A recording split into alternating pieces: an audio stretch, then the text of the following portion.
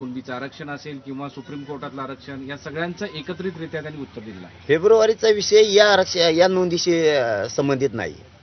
ते supreme कोर्टातले क्युरिटी petition उपचारात्मक जी याचिका दाखल केलेली तिच्याबाबतचा तो विषय. आता ते हिअरिंग सुप्रीम कोर्टात येणार नाही येणार तो अहवालाचा विषय वापरलाय त्यांनी शब्द.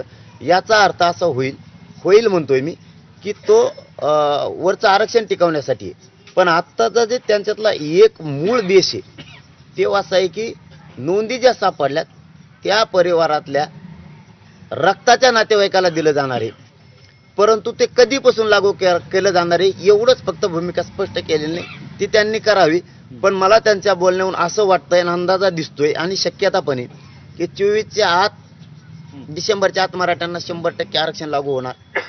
फक्त ती भूमिका त्यांनी स्पष्ट करावी ही त्यांना माझी विनंती की तुम्ही ज्या नोंदी सापडल्यात यांच्या नातेवाईकाला यांच्या रक्ताच्या सोऱ्यांना कोणत्या दिवसापासून लागू करणार आहेत, त्याच्यासाठी तुम्हाला कायदा पारित करणार आहेत की सरळ कलेक्टरांना तुम्ही आदेश सोडणार आहेत की नोंदी ज्याच्या मिळाल्या त्यांनी जरी रक्ताचे नातेवाईक दाखवले तरी त्याला लाभ द्या. काय दोन्हीपैकी एक कारण हे स्पष्ट त्यांना करावं लागणार. तो झाला सरसकट मुद्दाच राहिला आहे ना. सरसकटच्या संदर्भात काही बोललेत का मुख्यमंत्री? हे जे आत्ताचा त्यांनी विषय काढलाय याच्यात दोन शब्द राहिलेत. महाराष्ट्रातल्या सगळ्या मराठ्यांना आरक्षण मिळणार. मी तुम्हाला ठामपणानं सांगतो यावर महाराष्ट्रातल्या सगळ्या मराठ्यांना आरक्षण मिळणार.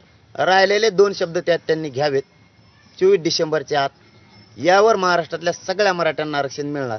हे खुलं कसं मिळणार मी 23 डिसेंबरला मराठ्यांना सांगणार.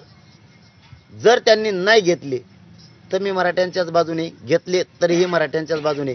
आणि मी काय बोलतोय शक्यतो 6 कोटी मराठ्यांना कळतंय, आम्हाला माहिती आहे काय.